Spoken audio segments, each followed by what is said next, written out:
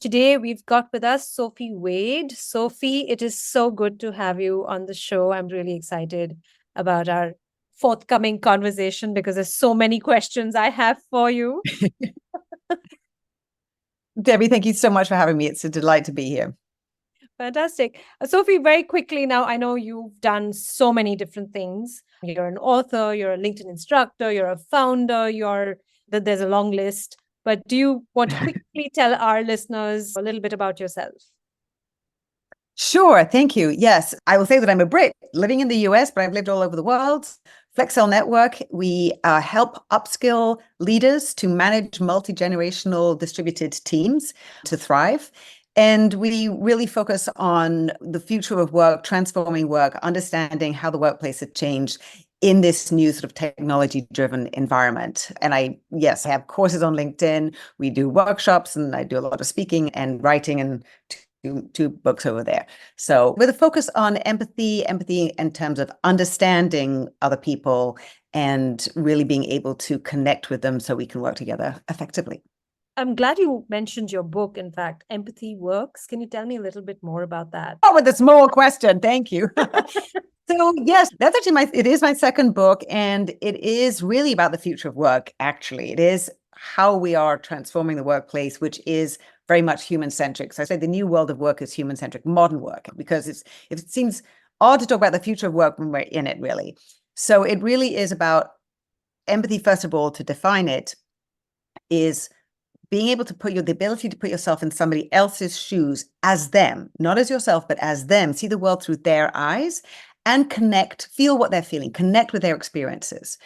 So the idea is, and we really understood that more than ever during the pandemic, when we could see into each other's worlds and we really got to experience much more. We were much more raw and open. But the point about this is, as the workplace is changing, as technology has been changing our work environments, we're needing to work in different ways because the nature of work itself has changed. And we're needing to work much more closely together. All the easy work is being automated away. It's much more complex. We're working on more teams, more projects. And so we need to understand each other. And so that's why empathy, the ability to understand each other as human beings working together on teams, on non-routine projects, becomes that more important. That really was, it happened, I was talking about empathy in the workplace before the pandemic, and then it rose to that much more importance. But we need it, we continue to need it, because it is about the fact that how we're operating our businesses, how we're working has changed so much. And therefore we can't come to work with these two-dimensional cardboard cutouts of ourselves. And I'm not saying we necessarily bring all of our warts and lumps and bumps every day, but we do need to be able to work more closely at higher pressure, dealing with much more complex issues, and be able to deal with that working together. Yeah. In fact, I do want to talk a little bit more about empathy because it's a topic that I am very interested in myself as well. And I was listening to this other podcast where they were talking about how empathy is hard, actually, right? When you talk about it, it should be simple enough to put yourself in that same situation and imagine how you would feel or react. But distance makes you forget. So when we're talking about empathy, who exactly needs to be more empathic? Is it leadership that you're mainly focusing on? I do, because they set the example, but it needs to be everybody. And the thing that makes empathy hard is that it is a question of putting yourself into their shoes as them. So if I were in your shoes, it's not me in your shoes. I have to say, okay, so I'm trying to be you, Debbie, in Bombay. So what is your experience? I need to understand so much about you in this particular situation to really understand what's your context, what's your background, what's your family, so different to mine. So there'd be lots of things that I would find hard to understand because my background growing up in London is so different to yours. However, if we can find some common ground, that's where maybe you like the same TV show, or we found some common ground already. We both have dogs. So you have a dog, I have two dogs. We already talked about that. So we already connected. That's where we find this common ground. And so if we're working on a team together, or I as a leader, you'll be happier working together with me, or feel more at ease with me, or we'll be able to trust each other more because we've already found some common connections. So definitely with leaders, it's really important So I focused on leaders and empathy-centered leadership.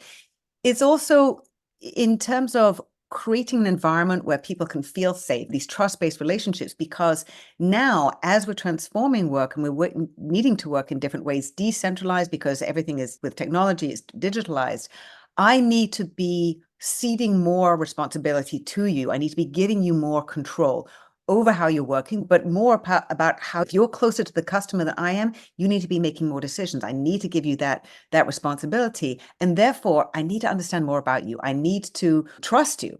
And so the ability to understand who you are when you're stressed, be able to read your signals, these become that much more important. So I, as a leader, to be effective and oversee and coach my team rather than telling you what to do and commanding, that is what elevates empathy in our current environment.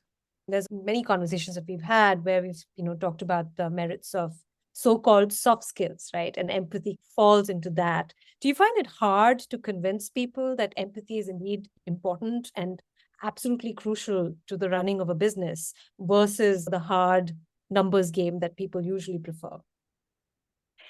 Yes, in the States, certainly there is some shift towards calling these soft skills power skills, which I appreciate more. I think also words matter. So yes, there's baggage with the word empathy. There are lots of people who think about it as being kind and nice. And at the beginning of my book, I actually say, I'm not talking about empathy in terms of being kind and nice. It's really about human understanding. And it can be used manipulatively. So assuming that we're taking the sort of the ethical way of, or using it on a long-term basis for productive means, then empathy is really important when I frame it in the sense of it's about human understanding. It's about being able to be more informed, to have more understanding about the person that you're dealing with, or in a meeting, be able to have a better connection with people and be able to build trusting relationships, be able to ask more open questions so that you can have a more productive, a better meeting and have better outcomes. Then people start to understand that it's not just about placating people. So it really becomes very functional, very useful. And I'm talking about empathy habits. So the book, in fact, it sets the stage. It talks about the human-centric system to put it in context. But I get very practical about it because that's what people want. It's kind of like, how does it work in leadership? How does it work when it comes to selling? Because really connecting with customers is incredibly important. How does it work within teams? So getting really practical and tactical with empathy becomes very important. And so that sort of wins the argument, so to speak. Fantastic. No, I'm definitely going to read your book because, like I said, this is something I really want to study more. Sophie, you have your own podcast as well, Transforming Work. And I know I was going through it. You have some really fascinating guests on that. Amongst all of them, and the core has always been that you're trying to figure out what makes work better, ultimately. Mm-hmm. Is there one common insight that you've got or gathered from your guests? I think the point of it is actually helping people understand how work is transforming, mostly because of technology. There have been economic changes since, let's say, the golden boom after the Second World War. There have been economic changes, there have been societal changes, the makeup of the family, the fact that now because of economic situation, you're having to have two parents typically who are having to work rather than just one, say in the US. And you have more broken up families. You have 40% of families in the US, they are actually, the woman is the primary breadwinner or the sole breadwinner. And so that changes how much flexibility that person needs in order to be able to have get the kids to school and those type of things. So we've had a lot of changes that have been changing the nature of business and changing the nature of work and how we need to set things up and organize things to help people function better, but there hasn't been that much flexibility in the system. However, technology has been changing things so dramatically. It really has raised the bar. Collaborative work has increased 50% over the last 20 years. Non-routine work has increased 40-fold over the last 20 years because we have been automating the repetitive, boring work, leaving us, as I said at the beginning, with there's much more complex problems that we have to solve. I look at all this technology, and then the kind of like the counterbalance becomes this human-centric aspect of it. So that's the thread that comes through in all these conversations. When we're talking about like how is work changing, the focus is on people. And so as we're dealing with all this technology, who is actually using all these tools, these incredibly sophisticated tools, these new communications platforms that are helping us collaborate or produce faster. And it's also speeding up how we're having to work and the nature of how we're interacting, using different platforms, using different tools, more asynchronous and as well as live. So there are so many things which are reliant upon us. And therefore, that's why the thread that you see in all the conversations comes down to human beings. And because we haven't been using empathy so much, we haven't been concentrating on that human aspect. We went from factory situations to offices which looked very much like factories. And when we're doing knowledge work, that is not going to help us do our best work. And we've also done a lot of research to see that human beings aren't good at repetitive work. They get bored, they make mistakes. What we are better at as human beings is non-incremental inspiration and non-sequential thought and coming up with the ideas out of nowhere. That's what we're good at. And we need to, particularly as AI comes along, we need to be doing much more of that. I love that. And in fact, one of the things that we spoke about recently on another episode was how we need to stop thinking of people as inputs of production. In fact, this was Dart Lindley who talks about this. And he, in fact, flipped it around where he said the employee is a consumer and work is something you buy. So it should be considered a product. Yes, very interesting concept from him. Thinking about work differently, for example, designing work. Nobody ever said having us all, let's say for knowledge workers, having us all sitting in an office 5 days a week or 6 days a week, or whatever it was before, but 5 days a week, 40 hours a week, that's the best way to work. Absolutely not. We never designed it that way. And so the fact that we actually should step back and sit down and kind of, how should we best work for this particular company, for this particular group of workers who are doing these particular projects, who have those particular type of customers? That's the kind of fundamental sort of first principles approach that actually is the right way to think about when we're bringing all this new technology, when we're working in different ways, and our customers keep changing their behaviors, and then our competitors implementing new technologies which change their customers' behaviors, which then influence, like we're dealing with a lot of stuff, and we need to really think it through differently now. It's a very exciting time, but also for CEOs, a challenging time, obviously, to be dealing with so much change in the marketplace and internally. So I do empathize with them, but not all of them. Yeah, totally. In fact, the thing is, when you started this conversation, you spoke about how we are currently in the future of work, right? You've been talking about work and technology and the impact technology has on various aspects of how work is designed. Do you find that the future that you envisioned when you first started writing and researching and talking about it, are we there yet? Are we already living it? Like you said? Yeah. I look at it as arriving in 2020. And the reason for that, I wrote my first book, the white one there, it's called Embracing Progress, Next Steps for the Future of Work. And I rushed it out in 2016, 2017. It came out in 2017 because I was so sure the future of work was going to arrive then. And I wanted to have the book then.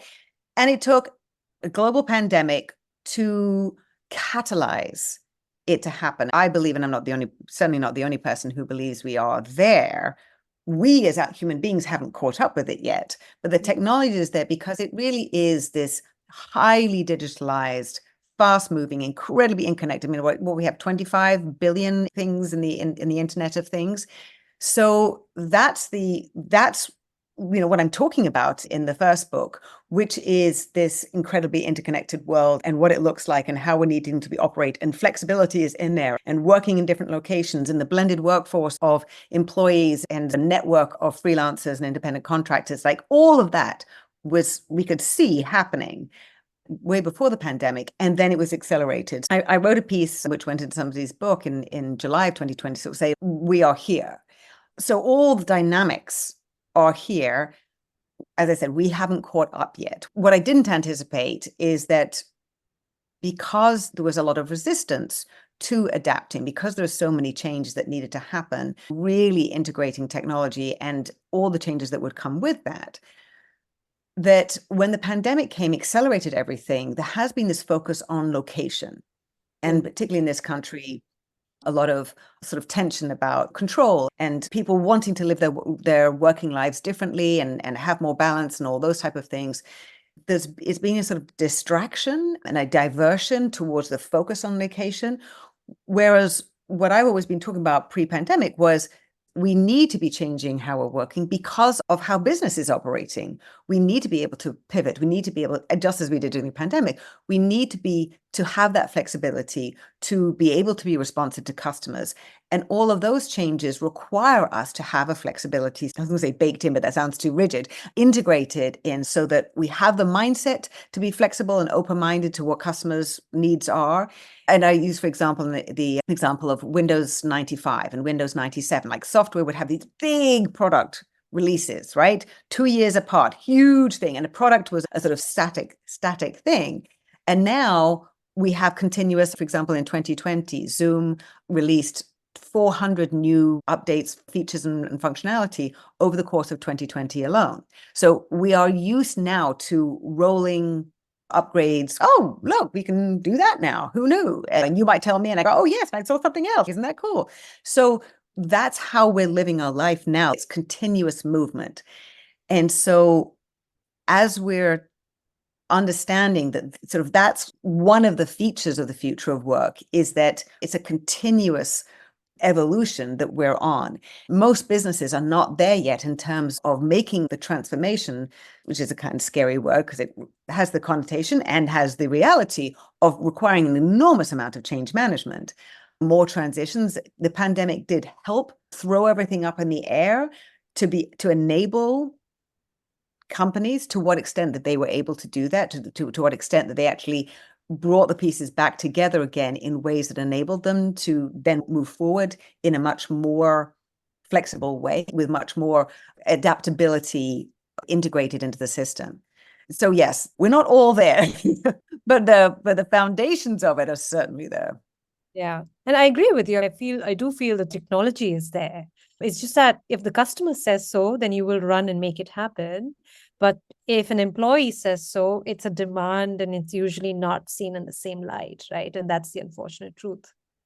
And that's the challenge because customers and employees are actually the same people, right? So I know I can see my own behavior changing, certainly from before the pandemic, certainly from the middle of the pandemic. And I can see that I still haven't settled into a new kind of a rhythm yet, haven't worked out the cadence of my new working life.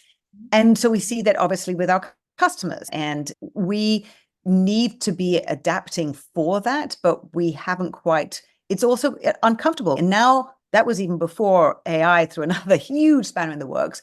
And we know that's going to continue to change how we're both completing our tasks, the kind of projects that we're working on, the way that the tools that we're using. And of course, the top 100 ChatGPT related AI tools are changing every couple of months. That's crazy. So how we're dealing with that. And then, of course, there's not just the functional and features aspect of that work. There's also the psychological aspect of every generation there trying to adapt to that, and the fear, the concerns, and the excitement, all of those things at the same time that everybody's dealing with at the same time as all this other stuff is going on too. So not easy. Easy. In fact, the newest generation of customers, employees who are customers, is actually less forgiving of that attitude, the older attitude you talk about, the millennials or generations that went before that were okay, not okay, took it in their stride and said, this is just how work is and this is just how it's going to be. And you didn't really think you had a choice. But then now you have a new generation that's entered the workforce. And I know you work on this a lot about how to design work for a multi-generational workforce. How is that changing? Do you think people are not going to be okay with the way things always were, right? Yes. So I empathize across the board. If you've been working the same way, if you've been working the same way for 30 years, it's very hard to, one, recognize the realities of what is now, right? Because you see it through your own lens, through your own habits and routines. And you're also more comfortable with what to go, okay, let me throw all of that out. Not that I'm suggesting one throws everything out by any means, but that's so what and how you adapt and how easily you're going to adapt, those are all not easy things whilst you're getting on with running the company, or let's just say you're working at a reasonably senior level. and you're trying to manage people underneath you who have various different levels of experience. Now, one of the things that's about the youngest group of workers, yes, I don't like labels, but sometimes it's helpful in terms of where people are in their life arc. But let's say the youngest group of workers, they're very helpful to look at how they're reacting because they have the freshest eyes. And for the majority of employees under 27 and under, the majority of their work experience has been working from home. If they're knowledge workers, it's been working from home. So the office is the anomaly. And if you look at most of our offices, not so nice. Let's look with fresh eyes and wonder why they react when they say, if I have a choice, I'll go in for certain things and see my friends and connect with more senior people. But other than that, I don't really want to be sitting in a cubicle. If I'm doing focus work, I want to be at home. So we can understand a lot more about how things are and this new working environment and the dynamics from working with or listening to some of our youngest employees because they don't know what was. They only can understand what is. Now, they also don't have enough experience to really put it all in context. So this is when the multigenerational aspect is incredibly important because you need to have older employees and executives working and listening to younger employees and vice versa, mentoring and all those type of things, as well as multigenerational committees and teams, so that you can have this transfer of knowledge and understanding and putting things in context. Because really, we do have like the blind leading the blind a bit here because of the lenses that we have or the inexperience that others have. So it's a very interesting dynamic and exciting challenges and opportunities. Yeah. What do you struggle with the most, though, when you're doing this? Is it about, I've read about how collaboration is extremely hard, or even knowledge transfer for that matter is hard between generations. Do you find any of this is true, or is it completely different in your experience? This is where I came from with empathy. This is the reason I started off with empathy was actually from when millennials were getting the brunt of their darn millennials, like they want this and they want that. And so I was like, okay, time out. Let me just do a whole bunch of research. Let me go into this and really try and understand. And what I did is I put myself in their shoes and I was like, okay, so how are actually seeing the world?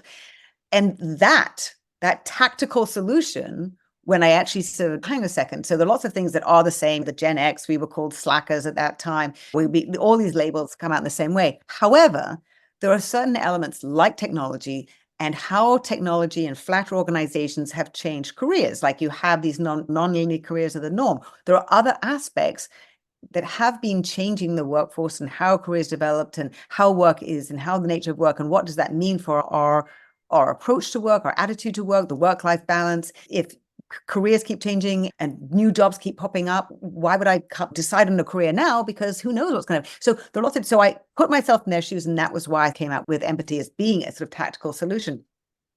But now when you're trying to have people connect across, let's say, and do a bi-directional mentoring pair, it really is a question of try and put yourself in their shoes and ask questions, ask open questions. Debbie, so what's it like to be living in Mumbai? And, what is your experience? And really trying to connect with different aspects that will help me understand the differences and the similarities between our situations.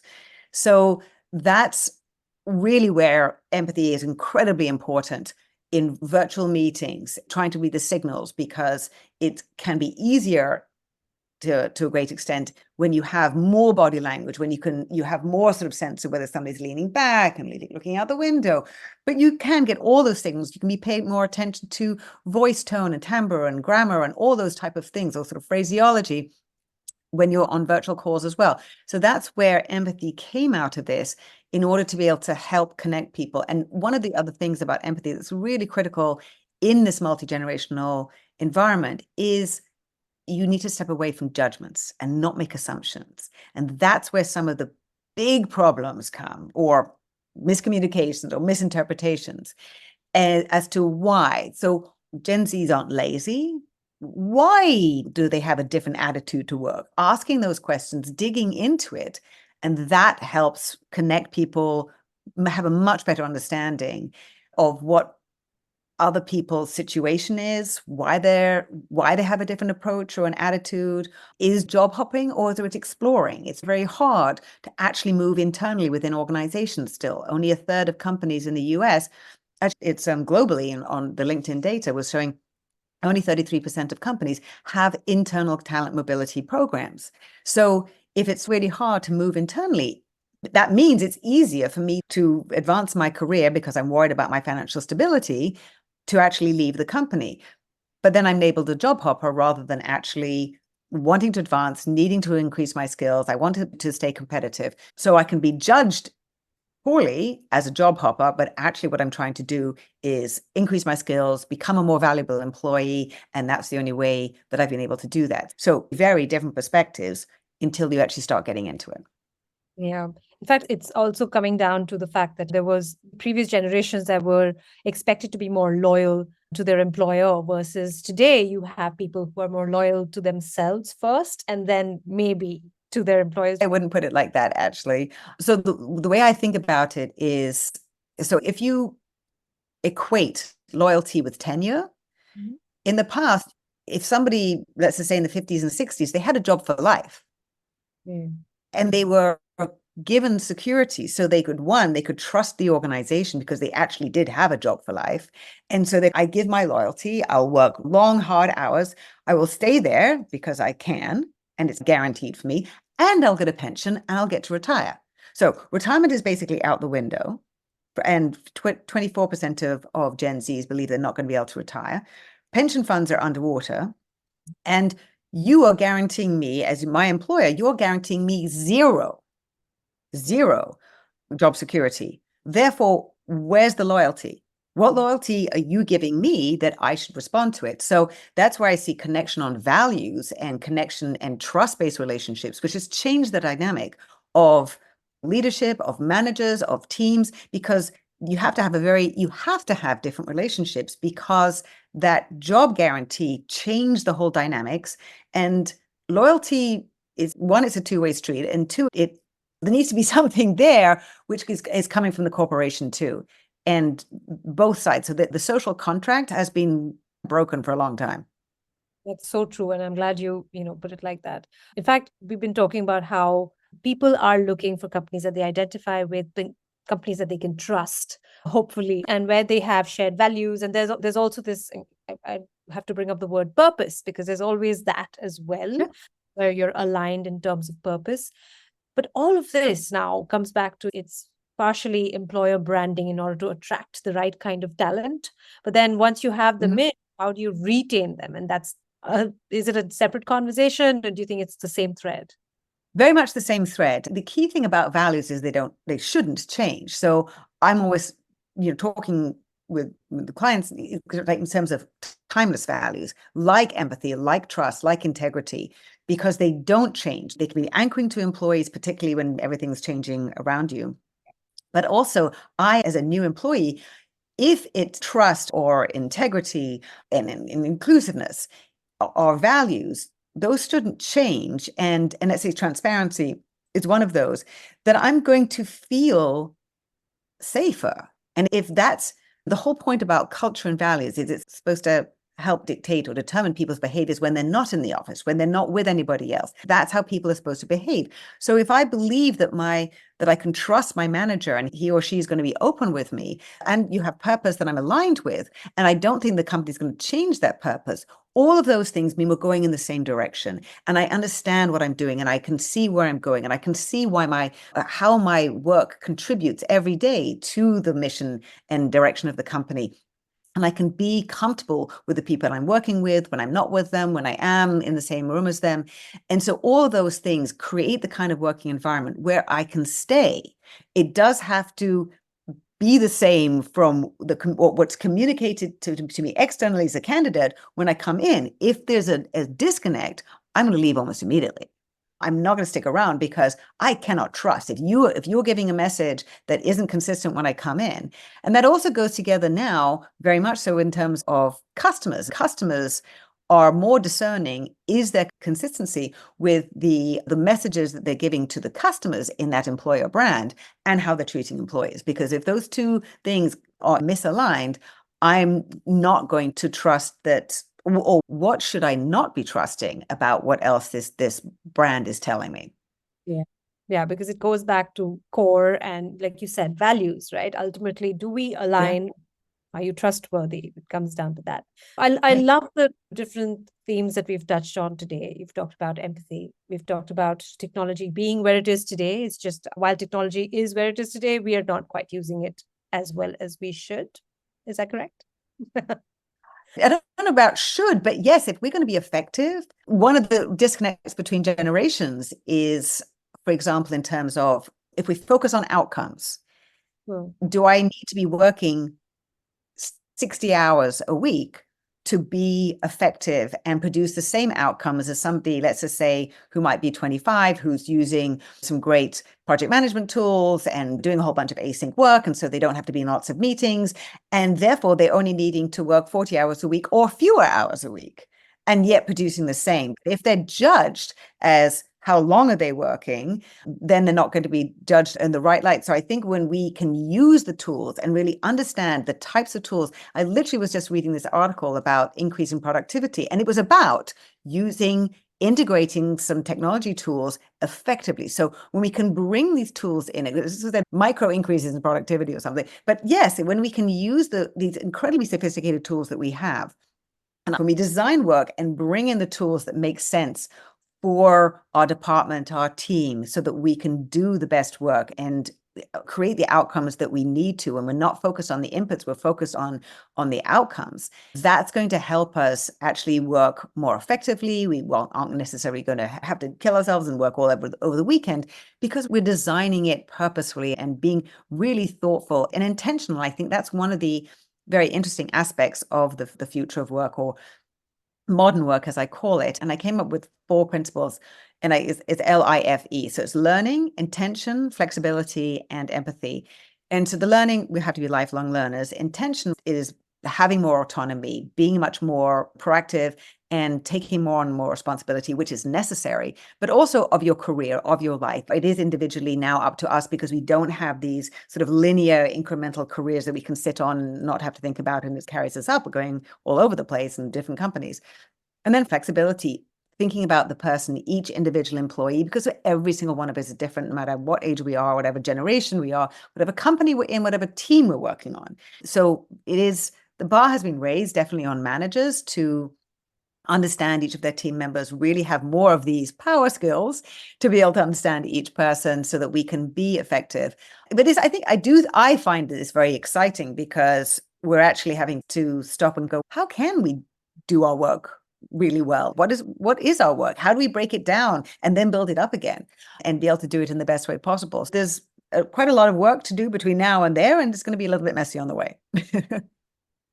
But I think overall we are heading in the right direction, because there's so much work that's going into it already, and there's so many conversations that we're having about this. Of course, maybe it's my own echo chamber thing, but well, yes, and so I would say yes, there are lots of conversations about it. I think the most part, in fact, most of the companies in the middle, there are companies that are pioneering and pushing and researching and tweaking and iterating and really leaning in hard to work out how to work and not focusing on location. And there are some companies not so much, but most people are in the middle. And but most of them are not committed to it yet, and not recognizing, because of some of this focus on control and location, there isn't the focus on that work is transforming. Business operations have changed. It's driven by technology, and we need to be shifting how we're working. There is a lot of work to be done. I am very optimistic and excited about where we're going, because when we think about it, when we do all this well, what we're talking about is leaning into the fact that all this research shows that when you help people, you direct employees to their skills and their strengths and what they enjoy doing, they do better work. It really is this win. If I'm helping you adjust to work-life balance, and so that you can not juggle your work and the rest of your life, but actually make it fit better together. And maybe I help you out, we work out our team dynamics so that I can cover for you sometimes. Like, this is how we actually live better, happier lives. And the business wins too. So I'm very excited about where we're going, and recognize that we've got some way to go. And I'm always trying to get more companies to commit Fixed hybrid is not going to get them there because it really is about understanding the human dynamics, and each one of us is different. So flexibility is necessary. And that takes some adjusting to, because we need these team level agreements to help people understand and make compromises across a team. So there's a lot that needs to be to help us get there. But I do think that where we're going is a really powerful, exciting place. I hope so too. So we always like to leave our listeners with practical tips, right? Something quick, something that they can do. And we're talking about, it could be enterprise level, or it could be smaller companies, or young people teams, smaller people teams. What is that one thing you'd like to leave them with in terms of where they can get started? So like I said, in my book, I have these empathy tips to really get practical. So I'm going to break it down. So think, feel, act. Think about how the person is thinking. So it's about think, feel, and act, connecting with how they're experiencing and then acting based on that. So one of the ways to be empathetic, let's just say in any meeting or interaction, or even when you're reading an email or a text, think first. If you're not sure about what that person means, so first of all, you listen carefully or you read carefully. Don't make assumptions. Don't jump to conclusions. Ask questions, and asking open questions so that I can draw out more information, so I can make sure I understand you. And then I can also say, Debbie, what I heard you say was this, because so many things, particularly across generations, words mean different things. Hard work means different things. A career means different things. Really, like simple things can have very different meanings. So it is about listening. It's about confirming that you understand, maybe restating what somebody said, and asking open questions. Just that is going to help any interaction go better. You'll have more information, more understanding, and just the fact that I'm listening, you will understand that I value what you say. I may not agree with what you say, but I value what you say, and I'm listening and I'm trying hard to understand. So you will be more open to what I have to say after that, and I'm also encouraging you to act in the same way and mirror how I'm behaving. So very practical, very detailed, and you can do it tomorrow. Yeah. But one last rejoinder to my question. I love that. I love the fact that yes, think, feel, and then act. But this is what one individual, say in a people team, is doing. And then this person ultimately has to take this information and take it to, say, for example, leadership, get budgets assigned. And that's a slightly harder thing to do. And usually, if you speak to employees, they do say that there's a gap between that conversation that they've had with HR and what actually happened on ground afterwards. How do you bridge that? The point about empathy is you have more information. So it's not based on everything that I think. If we're having a discussion, then I'm going to take away from this conversation information from what I think, my opinion, but I've also got a much better handle on what you think and what your opinion is, because I've really tried to understand it from your perspective. So whatever happens, if I've made that effort, I've probably reached over the table towards you, try to understand what that is. It is extremely likely that I have a more rounded, deeper understanding of the issue. And so when I go to have a different conversation with my boss, that it's going to be more informed, and that I'm going to have more information. Just having a better perspective, a more expansive understanding is going to make any opinion that I take away or any decision that I then make, it's going to make a better informed decision. Yeah. Fantastic. Thank you so much, Sophie. And I'm glad you left our listeners with actual practical things that you can do today, because it's easy enough to get started. You don't have to really tap into the feeling. That can come because we do actually do it naturally, but just the difference that it makes to the other person when they feel really heard and they feel that you're trying to make an effort to understand what they really mean, it goes a long way to start. Great. Thank you so much again, Sophie. This was a really interesting conversation. Thank you for joining us today. Thank you very much for having me, Debbie. It's been an absolute delight.